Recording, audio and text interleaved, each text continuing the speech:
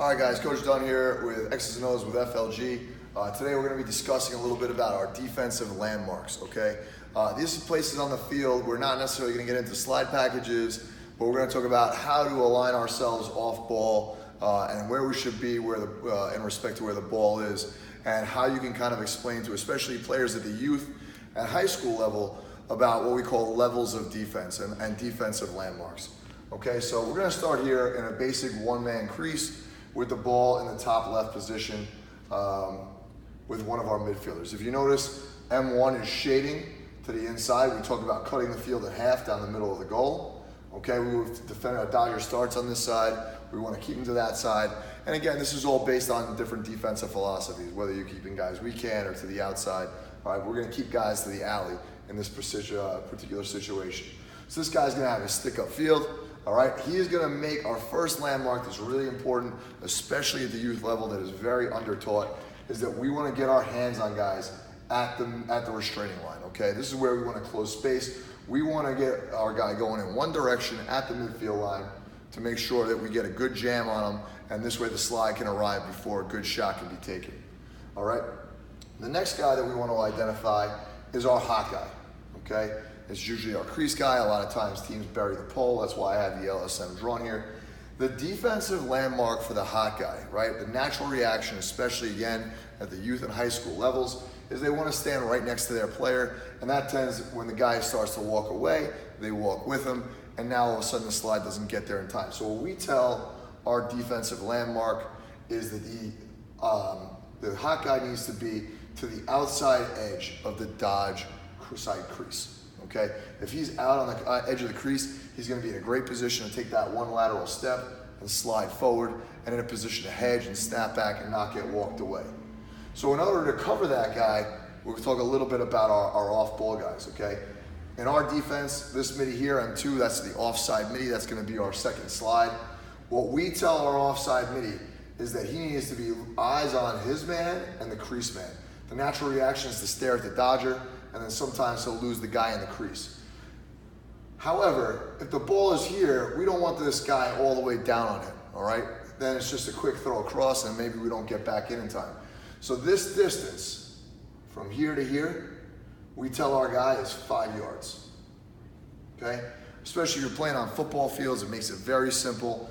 If this midfielder stays 5 yards below the ball at all times, as this guy begins his dodge, it should push us directly to that backside help of the crease, okay?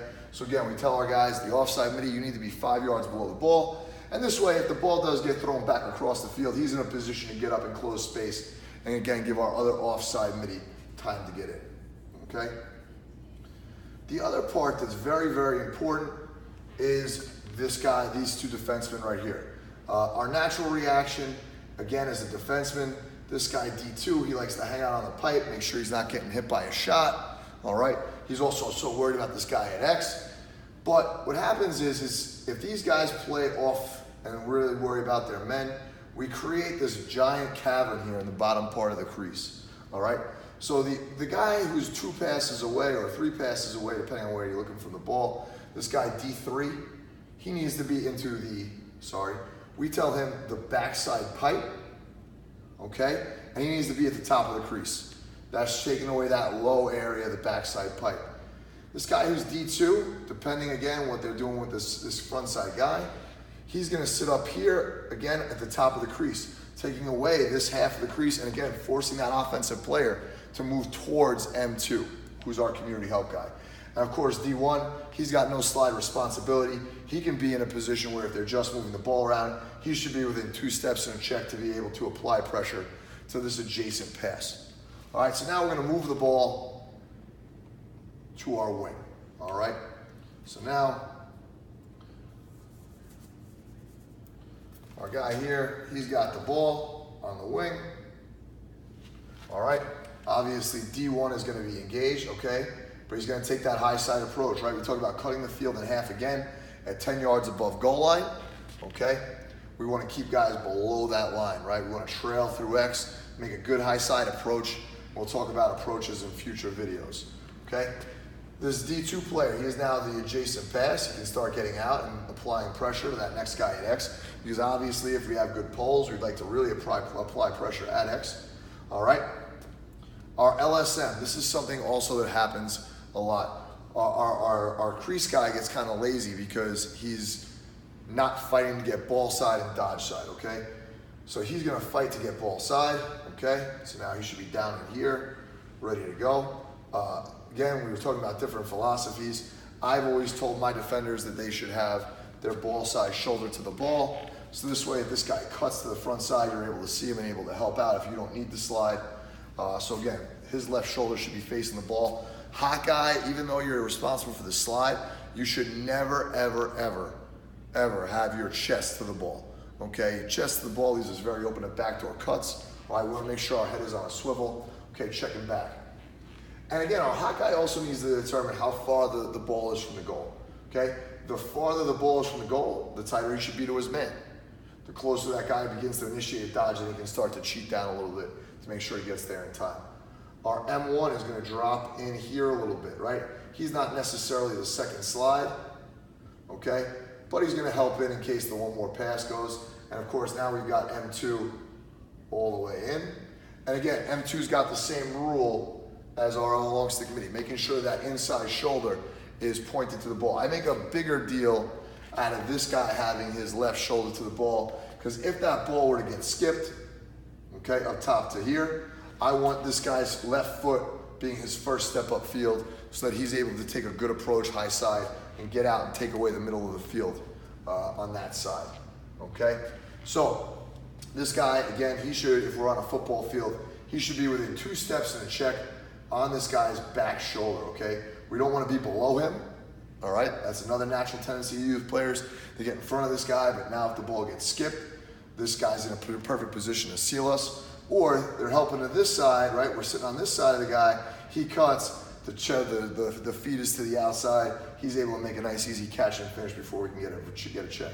So he's a step and a check, cheating to the back side of this offensive player, all right? So now we're gonna circle that ball through X, okay? And again, our community help guy, when his ball is on the wing, he's still sitting on this backside pipe, okay? That backside pipe, taking away this backside of the crease. It's a nice, easy way for those guys to identify if they're helping in enough, all right?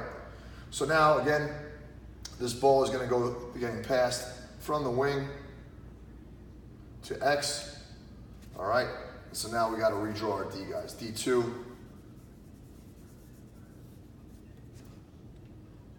is gonna come out.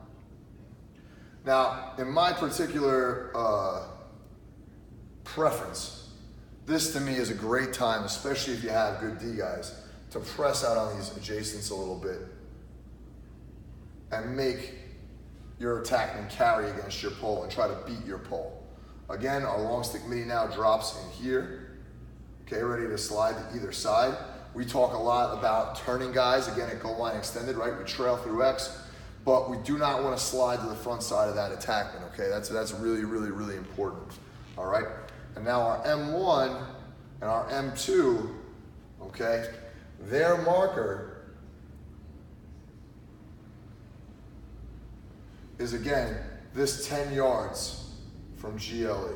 They need to be within 10 yards of the goal, okay?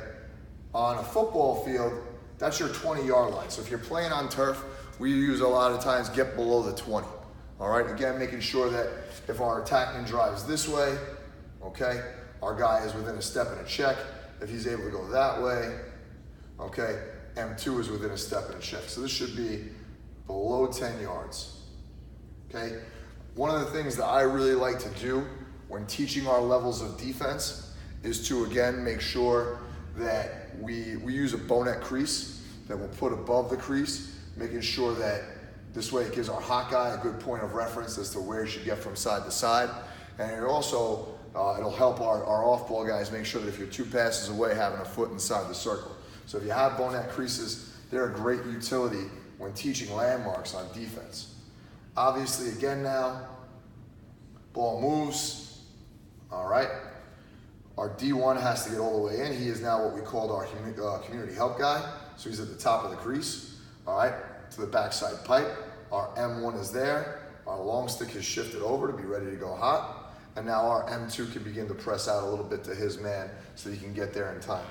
I would tell you a lot of times, especially if an offense is trying to load up the dodge by bringing this guy here and bringing this guy a little bit wider, we don't really go out and pressure that guy in the corner too much because we want to make sure that he's able to get back in, and we want to make sure that this guy's able to get up and make contact, okay? Again, so as the ball moves now to this wing guy, the last part of this that's very, very, very important, okay? And very important when you're teaching your players this, okay? The natural tendency is if this guy has the ball and this guy sprinted up to that top mark, our M2 comes out, but our M1 seems to be in a rush. You gotta reinforce that he's always below the level of the ball by 5 yards, okay? Just in case this guy decides to dodge and do something maybe a little bit different than what we were expecting.